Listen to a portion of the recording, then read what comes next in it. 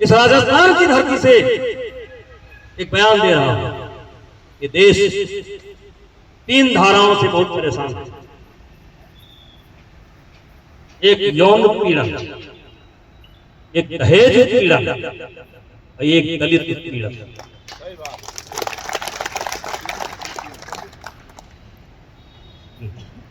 एक यौन उत्पीड़न, एक दहेज उत्पीड़न, एक दलित उत्पीड़न।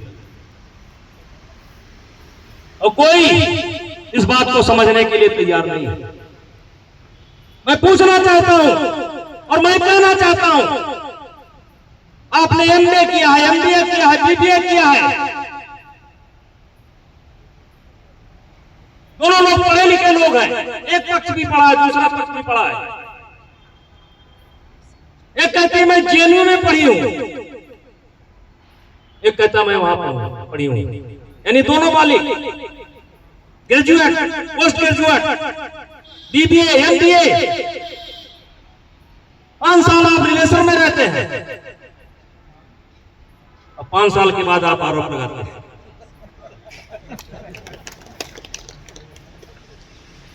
उस पर एफआईआर लिखी जाती है। नहीं, संस्कार ऐसे नहीं है, ये कानून गलत है, ये कानून गलत है। इससे कौन बच पाया है? कौन बच पाया है? अगर ये इतनी छोटी चीज है तो दुनिया में 2 ही 3 लोग क्यों बचे हैं? इनका नाम आता नहीं, हमारा नहीं। हनुमान जी का आता है, भीष्म पितामह का आता है, परशुराम जी का आता है, दो चार नाम और आते होंगे, 5वां 6वां नहीं आता। हमारे बच्चे फंस जाते हैं। ये एक नेचुरल आकर्षण है और इसके कारण आज हमारे बच्चे आत्महत्या कर रहे हैं। अधिकारी फांसी पलट रहे हैं, व्यापारी नदी में कूद पड़ रहे हैं, साधु अपनी जटा फूंक ले रहे हैं। और इसलिए मैंने कहा है कि हम सरकार से मांग करते हैं और सरकार हमारी बात को सुनेगी, लेकिन सरकार तब तक नहीं सुनेगी जब तक समाज में इसकी चर्चा नहीं होगी। वहां समाज में ये चर्चा होना चाहिए, इसका दुरुपयोग होता है कि नहीं होता है। हम ये नहीं कहते कानून समाप्त करो, कानून समाप्त करने की कोई जरूरत नहीं है, क्योंकि ये कमजोर लोगों के संरक्षण के लिए बनाया गया था, हमारी बहनें बेटियों के संरक्षण के लिए बनाया गया था, कमजोर लोगों दलित भाइयों के संरक्षण के लिए बनाया गया था, दहेज के जो भेड़िए हैं उनके लिए बनाया गया था। लेकिन आज इसका दुरुपयोग हो रहा है। हो सकता है भगवान मेरे माध्यम से कोई काम लेना चाहता हो, और इसलिए मेरे भाइयों, आपको बहुत गंभीरता से, मैंने सुना है बहुत गंभीरता से, जितना सुना है उससे ज्यादा महसूस कर रहा हूं। और बहुत सामान्य परिवार में पैदा हुआ, और सामान्य, मैंने हर दुनिया का सुख और दुख दोनों देखा है। और इसीलिए ये जो बच्चे हैं या मेरे माध्यम से जो मेरी बात बच्चों तक पहुंच रही है, उनसे कहना चाहता हूं, दुनिया में कुछ भी असंभव है, सब संभव है, लेकिन भटको ना। रोज अपने लक्ष्य को, अपने टारगेट को रोज देखना चाहिए। अतुलित यश क्रेता कौन हुआ, नौ धर्म प्रणेता कौन हुआ, जिसने न कभी आराम किया, विघ्नों में रहकर काम किया। ये विघ्न क्या है? कोचिंग की व्यवस्था नहीं है। ये विघ्न क्या है? अच्छा कपड़ा नहीं है, फीस नहीं है, लेकिन तरक्की वही लोग करते हैं। क्यों? जब विघ्न सामने आते हैं, ध्यान से सुनना, जब विघ्न सामने आते हैं, सोते से हमें जगाते हैं, तन को मरोड़ते हैं पल पल, मन को झंझोड़ते हैं पल पल, और सतपथ की ओर लगाकर ही जाते हैं हमें जगाकर ही। और इसलिए मेरे बच्चों, वाटिका और पन्ने एक नहीं, ये वाटिका है, यहाँ कांटा नहीं है। जंगल में फूल भी होते हैं, कांटे होते हैं, तो वाटिका और पन्ने एक नहीं, आराम और रण एक नहीं। रण का मतलब कर्तव्य से है, रण का मतलब युद्ध से नहीं है, वाटिका और वन एक नहीं, आराम और रण एक नहीं, वर्षा अंधर आता पेखंड, ये क्या है? ये जीवन की चुनौतियां जो रोज हमें मिलती है, छोटी मोटी छोटी बड़ी परेशानियां जो रोज मिलती है। वर्षा अंधर आता पेखंड, ये हमारी कमजोरी नहीं है, और उसके हैं साधन मेरे पुरुषार्थ का साधन।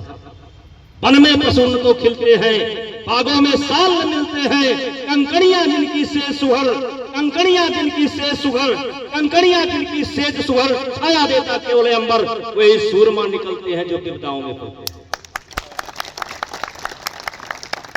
इसलिए अपनी कमजोरी को अपनी ताकत बनाओ। और इसलिए कहना चाहता हूं, मेरे किशोर मेरे ताजा, पढ़कर मुसीबतों पर छा जा, जीवन का रस छन जाने दे, तन को पत्थर बन जाने दे, तू स्वयं तेज भयकारी है, क्या कर सकती चिंगारी। ये कविता मैंने सुनी और आज तक उसी पर चला। और इसीलिए ये जो आरोप आरोप की बात आए, जब मेरा पहला आमना सामना हुआ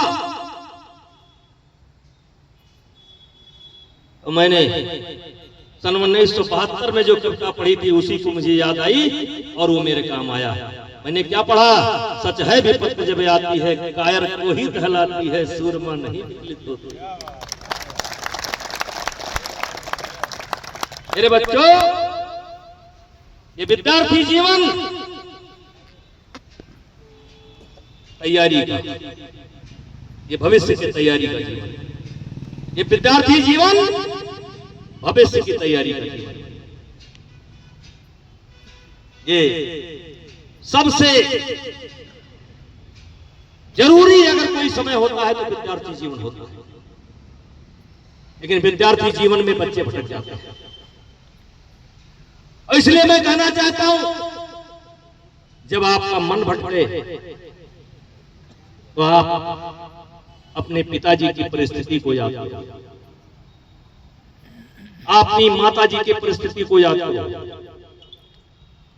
जो कुछ भी आपको व्यवस्था मिल रही है उसको याद करो, ये संस्था जो आपके लिए काम कर रही है इनको याद करो, ये आपसे क्या चाहते हैं, आपकी क्यों मदद करते हैं। मेरी मां मुझसे क्या चाहती है, मेरे पिता मुझसे क्या चाहते हैं, मेरा कपड़ा कैसा है, मेरे पिता का कपड़ा कैसा है, मेरे पास 2 पैंट है, 4 पैंट है, जूता चप्पल है, पिताजी की क्या हालत है। कहीं ना कहीं वो एक समझौता करते हैं, हर गार्जियन एक समझौता करता है अपने साथ, और वो सोचता है कि जो जिंदगी हम जी रहे हैं इससे बेहतर जिंदगी हमारा बेटा जिए, इससे बेहतर जिंदगी हमारी बेटी जिए। इसीलिए वो अपने खर्चों में कटौती करके आपको जो कुछ भी संभव है देने का प्रयास करते हैं, लेकिन हम आकर के चमक दमक पे पहुंच जाते हैं। और इसलिए कहता हूं, नकली जिंदगी मत जियो, असली जिंदगी जियो। मैं बड़े गर्व से बोलता हूं कि मैं गाय चलाता था। जब गोरखपुर से लौट करके आया, कॉलेज में एडमिशन लिया, तो सुबह 5 बजे गाय बैल लगभग 50-60 की संख्या में भैंस लेकर के मैं 2 किलोमीटर दूर नदी के उस पार जाता था, उनको चलाता था। लौट करके आता था, वासुदेव पांडे आज भी जिंदा है, वो जल्दी जल्दी दूध निकाल देते थे, मेरी माताजी रबड़ी बना देती थी। मैं उस रबड़ी को टांग करके 5 किलोमीटर साइकिल से, उसके बाद सिटी बस से अयोध्या में स्थित साकेत महाविद्यालय जाता था। और दोपहर में बेंच पर बैठ करके जब रबड़ी खोलता था, मेरे साथ के बच्चे कहते थे पहलवान, मुझको पहलवान कहते थे, पहलवान हमको भी दे दो। हम कहते थे उस दुकानदार से, लुट्टूर एक दुकानदार था, लुट्टूर हाँ भैया हमका इनका समोसा दे दो, इनका समोसा दे दो। तो सब हमसे कहते थे नेताजी पहलवान, ए पहलवान रबड़ी, ना ना ना ना ना। जब सो रहे थे तो मैं गाय चला रहा था, आपको फाइल लेकर के चलने में शर्म आती है, किताब लेकर के चलने में शर्म आती है। मैं दूध टांग कर लाता हूं, लोग सोचते हैं किसी दूधिया का बेटा है, ये दूध लेकर जा रहा है। भैया हमारी माता जी ने धुआं में रबड़ी बनाई है, हम आपको नहीं देंगे, आप समोसा खाओ। अंत में जो बचता था वो मैं दे देता। तो इसलिए मैं कहना चाहता हूं बच्चों ने सबसे कहना चाहता हूं, ये शर्म एक चीज ऐसी है, शर्म। आज हम यहां जो पहुंचे हैं इसके वैसे तो तमाम कारण हैं, लेकिन एक सबसे बड़ा कारण है शर्म। हमने सोचना बंद कर दिया। और इसीलिए मैं अपने भाषणों में कहता हूं कि जैसे पैसा एक बहुत बड़ी आवश्यकता है, लेकिन पैसा आएगा कहां से? अगर खेती है तो खेती के माध्यम से आएगा, दुकान है तो दुकान के माध्यम से आएगा। किसी की जिंदगी में ऐसा अवसर नहीं आएगा कि अचानक आप बाहर निकले 5 बोरा रुपया मिल जाए और आपका काम चल जाए, ऐसा अवसर आया नहीं है। आज जो यहां पर बैठे हैं इन्होंने भी कीमत दी है, ये जो अगली लाइन में बैठे हैं इन्होंने भी कीमत दी है, ये मुफ्त में यहां नहीं बैठे हैं। ये जो आज सफल हैं, जो भी सफल हैं, चाहे व्यापार के क्षेत्र में सफल हो, चाहे कारोबार के क्षेत्र में सफल हो, चाहे पढ़ाई के क्षेत्र में सफल हो, खेती के क्षेत्र में सफल हो, बिजनेस के क्षेत्र में सफल हो, इन लोगों ने कीमत दी है। तो इसीलिए किसी ने कहा है कि मुफ्त में कोई चीज नहीं मिलती है। एक स्वर्गीय शिवशंकर तिवारी मेरे पड़ोस के थे, अध्यापक थे, आ गए। उन्होंने कहा कि ये क्या हो रहा है? वो लड़का अपनी बात रखा। तो हमने कहा कि गुरुजी आप तो मुझे जानते हैं, आपके पिताजी से मेरे बाबा से बड़ा अच्छा संबंध है, आपके गांव से मेरा बड़ा अच्छा संबंध है। मैं 2 साल लगातार फेल हो गया,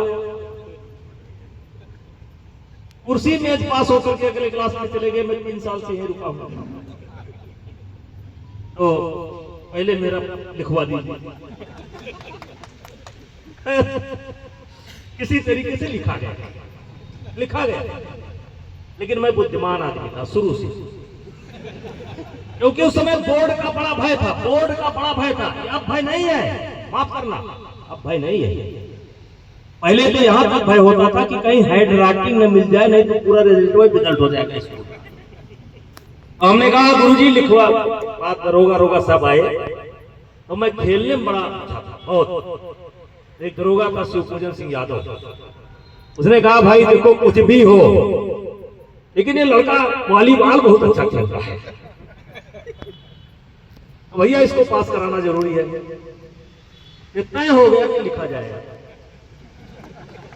तो हमने कहा नहीं, ऐसे नहीं लिखा जाएगा, पेंसिल से लिखो, पेंसिल से, कलम से नहीं। नहीं कोई कंप्लेंट कर देगा, हम विदर्थ हो जाएंगे। तो उनका पेंसिल से लिखो, स्याही से हम लिखेंगे।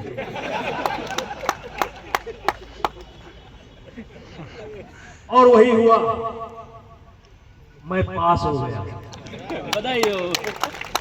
तो 57% नंबर पाया, पास हो गया। अपने गांव में किसी तरीके से नीम के पेड़ के नीचे लेटा था। मेरा भाषण मेरे गांव वाले भी सुन रहे हैं, लाइव चल रहा है। नीम के पेड़ के नीचे लेटा था। मैं ये भाषण विद्यार्थियों के लिए कर रहा हूं। नीम के पेड़ के नीचे लेटा था। अचानक भगवान की कृपा हुई, क्या हुआ मेरे ऊपर कि मैंने अपने आप से पूछना शुरू किया कि ब्रजभूषण सिंह, खेलने अच्छे, दौड़ने अच्छे, हाथ पैर के अच्छे, गलती कहां हो रही है? ये गलती क्यों हो रही है? और मेरे बच्चों, इसीलिए मैं कभी कभी बोलता हूं, आज वहां भी बोला था मैंने, कि जिंदगी भर तो हुई गुफ्तगू गैरों से, मगर हमारी आपकी रोज दूसरों से तो बात होती है। जिंदगी भर तो हुई गुफ्तगू गैरों से, मगर गुफ्तगू माने बातचीत। आज तक हमसे हमारी न मुलाकात हुई और आज तक तुमसे तुम्हारी न मुलाकात। और उस दिन मैंने अपने आप से बात किया, अपने कमी को देखा, गलती क्या हो रही है, कैसे सुधारा जाए, कहां चूक हो रही है। और मैंने सुबह होते होते ये निर्णय ले लिया कि चाहे दुनिया इधर से उधर हो जाए, मैं अब हाई स्कूल में नकल नहीं करूंगा और पढ़ करके पास करूंगा। और मेरे बच्चों, अगर एक रात और एक बात ने मुझको झकझोड़ा ना होता तो मैं आज सांसद बन करके आपके सामने खड़ा ना होता। उसी एक रात ने, उसी एक बात ने मेरी जिंदगी बदल दी। और इसीलिए मैं कहना चाहता हूं, पढ़ने वाले बच्चों से कहना चाहता हूं कि अगर दुनिया में कुछ भी करना है तो अपने आप से बात करो, अपनी डायरी लिखो, जाना कहां है ये लिखो, जाना कहां है ये लिखो, और रोज अपनी समीक्षा करो। आज भी मैं तब से, मैं ये सन 74-72 की बात बता रहा हूं। सन 1972 में मेरा कोई गुरु नहीं था, ये भगवान की कृपा हुई थी। सन 1972 से मैं रोज अपनी डायरी लिखता हूं। रोज सुबह पहला काम है पानी पीना और तुरंत डायरी उठाना और लिखना। क्या लिखना? कि आज मेरे पास कितना पैसा था, कितना खर्च किया, आज मैंने क्या क्या काम तय किया था, कितना किया, कितना नहीं किया, और नहीं किया तो क्यों नहीं कर पाया। और फिर दूसरे दिन की तैयारी मात्र 5 मिनट 10 मिनट से ज्यादा नहीं लगता है। आज क्या करना था और आज क्या करना है, बस इतने का खेल है। केवल ये जिंदगी यस और नो के खेल पर चलती है। अगर आपने कोई चुनौती आपके सामने आती है, आपने यस कर लिया, यस, तो तुरंत उस चुनौती को कैसे आप पूरा करेंगे उसके बारे में सोचने लगते हैं। और जैसे आपने तय कर लिया नो, कैसे बहाना कैसे बनाया जाए वो सोचने लगते हैं। और इसलिए उसी समय में जब गोरखपुर, मैंने सोचा नहीं, मुझे अगर पढ़ना है तो अपना घर छोड़ना पड़ेगा। मैं गोरखपुर चला गया और जैसी चाह वैसी राह। मुझे एक बच्चा मिलता है, ब्राह्मण का एक बच्चा मिलता है। एक रोज देखा वो गुनगुना रहा था। वो दिनकर जी की रसमरती की कुछ कविता थी, वो गुनगुना रहा था। मैंने उसको पकड़ा, हमने कहा एक कविता सुनाओ। वो कविता क्या थी? सच है विपत्ति जब आती है, सच है विपत्ति जब आती है, कायर को ही दहलाती है, सूरमा नहीं विचलित होते, पल एक नहीं धीरज खोते, संकट का चरण न कहते हैं, जो आ पड़ता सबसे। इसलिए मेरे विद्यार्थियों, दिनकर जी की इस कविता को पढ़ो। दिनकर जी ने लिखा है कौन काम ऐसा जग में, है कौन काम ऐसा जग में, टिक सके आदमी के मग में, हम ठोक खेलता है जब नर, पर्वत पे जाते पांव खड़, मानो जब जोर लगाता है, पत्थर पानी बन जाता है। मेरे बच्चों, गुण बड़े एक से एक प्रखर है छिपे मानवों के भीतर। गुण बड़े एक से एक प्रखर है छिपे मानवों के भीतर। ऐसे संसार में इतने लोग हैं, लेकिन किसी का अंगूठा दूसरे के अंगूठे से नहीं मिलता। संसार में इतने लोग हैं, लेकिन एक का अंगूठा दूसरे के अंगूठे से नहीं मिलता। इसलिए सबसे पक्का प्रमाण माना जाता है, दस्तखत तो कोई कर सकता है, लेकिन अंगूठा नहीं मिल सकता। ये क्या खेल है, क्या गजब का खेल है। और जिस प्रकार से एक दूसरे का अंगूठा एक दूसरे से नहीं मिल सकता, उसी प्रकार से ईश्वर ने, प्रकृति ने, अल्लाह ने, जो भी मानते हुआ, उसने हर आदमी को कोई न कोई विशेष गुण दे रखा है। जैसे अंगूठा नहीं मिलता, वैसे हर आदमी को कोई न कोई स्किल दे रखा है, कोई न कोई विशेष गुण दे रखा है। जरूरत उसी को पहचानने की है। और इसलिए दिनकर जी लिखते हैं, गुण बड़े एक से एक प्रखर हैं छिपे मानवों के भीतर, मेहंदी में जैसे लाली है, पर्द का बीज उजियाली है, पत्ती जो नहीं जलाता है रोशनी नहीं हो पाता है। पीसा जाता जब इच्छुदंड गन्ना कोल्हू में डाला जाता है, पीसा जाता जब इच्छुदंड झरती रस की धारा प्रचंड, मेहंदी सहती है जब कहार, बनती ललनाओं का सिगार, जब फूल पिरोए जाते हैं हम उनको गले लगाते हैं। और मेरे बच्चों, ये कविता मैंने सन 1972 में याद किया, और लोग कविता याद करते हैं, मैं इस कविता पर जिया हूं और इसी कविता पर आज भी जी रहा हूं। गुण बड़े एक से एक प्रखर हैं छिपे मानवों के भीतर, मेहंदी में जैसे लाली है, पर्द का बीज उजियाली है, पत्ती जो नहीं जलाता है रोशनी नहीं हो पाता है। पीसा जाता जब इच्छुदंड झरती रस की धारा प्रचंड, मेहंदी सहती है जब कहार, बनती ललनाओं का सिंगार, जब फूल पिरोए जाते हैं हम उनको गले लगाते हैं। आगे लिखा है, वसुधा का नेता कौन हुआ? वसुधा का नेता कौन हुआ? भूखंड विजेता कौन हुआ? अतुलित यश नेता कौन हुआ? नवधर्म प्रणेता कौन हुआ? जिसने न कभी आराम किया। नवधर्म प्रणेता कौन हुआ? जिसने न कभी आराम किया, विघ्नों में रहकर काम किया। इस पर ध्यान दीजिए, विघ्नों में रहकर काम किया। सकारात्मक परिस्थिति जब आती होती है तो आदमी शिथिल हो जाता है। सकारात्मक परिस्थिति जब होती है आदमी शिथिल हो जाता है, और कहीं ना कहीं जाने अनजाने उसके मुंह से निकल जाता है कि हमको क्या कमी है।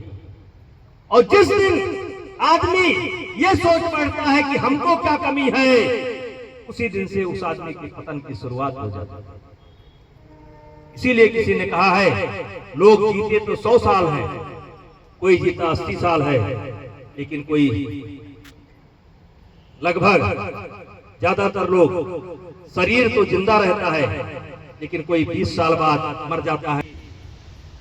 राजपूत समाज से आप लोग यहाँ बैठे हैं, हम किसी का हर जात में अच्छे होते हैं, हर जात में बुरे होते हैं। हमारे भी वे अच्छे हैं, हमारे में बुरे हैं। इसलिए तू मैं मत फंसो, करने दो जो कर रहे हैं। अरे हमारा इतिहास तो सूर्य से जुड़ा है, मनु से जुड़ा है। हम सतयुग में भी थे, हम त्रेता में भी थे, हम द्वापर में भी थे, हम कलयुग में भी थे। जब सिकंदर आया तब भी हम थे, जब शक आए तब भी हम थे, जब हूण आए तब भी हम थे, पहली बार जब कासिम आया तब भी हम थे। ब्राह्मण राजा दाहिर के रूप में थे, उनकी पुत्री सूर्या और परिमला के रूप में थे। कहानी पढ़ो, के रूप में थे। जब गौरी आया तब भी हम थे, गजनी आया तब भी हम थे। हम तो थे, अब जो नहीं थे वो जाने।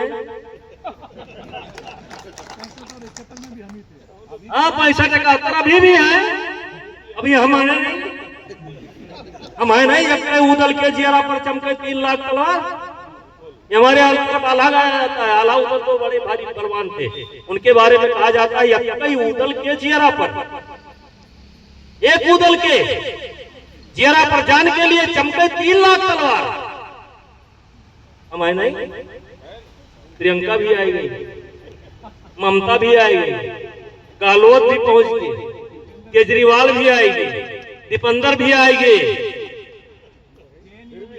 जेएनयू आएगा, टुकड़े टुकड़े गैंग आएगा, किसान आंदोलन आएगा, कनाडा आएगा, यूएसए में हमारा पुतला फूकागा।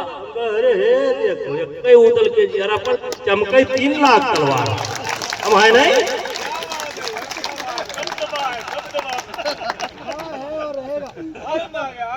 अरे लगा भाई जो संसार बैरी हो गया।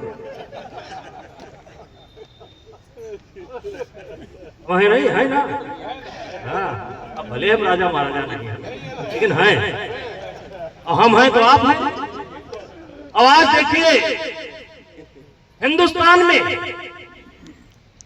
जैसे आपने समर्थन दिया, मैं आपको जानता नहीं, लेकिन मैं कह सकता हूं कि जितना समर्थन ऐसे केस में मुझको मिला है, हिंदुस्तान के अंदर किसी को नहीं मिला है। मैं हिंदुस्तान का प्रथम व्यक्ति हूं जिसके ऊपर इतने संगीन आरोप लगाए गए हो और जिसमें चंद लोगों को छोड़ करके पूरा महाभारत का दृश्य उत्पन्न हो गया था। अगर मैं बचा हूं, इसमें आपका भी आशीर्वाद है। उनको पता नहीं था, उनको पता नहीं था, जड़ें जमीन में छिपी थी, दिखाई दे न सकी। जड़ें, पेड़ की जड़ें जमीन में छिपी थी, दिखाई दे न सकी। हवाएं ये समझ बैठी सदर अकेला है, उसको नहीं पता चला राजस्थान भी साथ।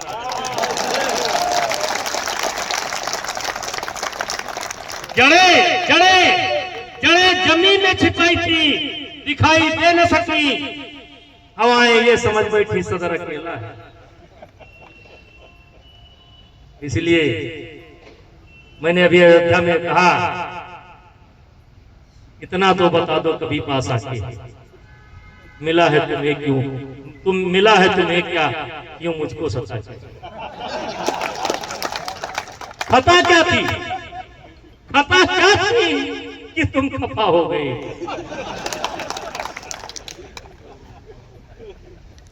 बताने नहीं आता। इन्हीं शब्दों के साथ पुनः कहा कम, समझना ज्यादा। सफल लोगों के साथ बैठना, अपनी कमी को ढूंढना, और जो हमारे विरोधी हैं उनके भी अंदर भी कोई न कोई ऐसा गुण होगा, उसको सीखने की जरूरत है। इन्हीं शब्दों के साथ पुनः मैं आप लोगों को बहुत बहुत धन्यवाद देना चाहता हूं।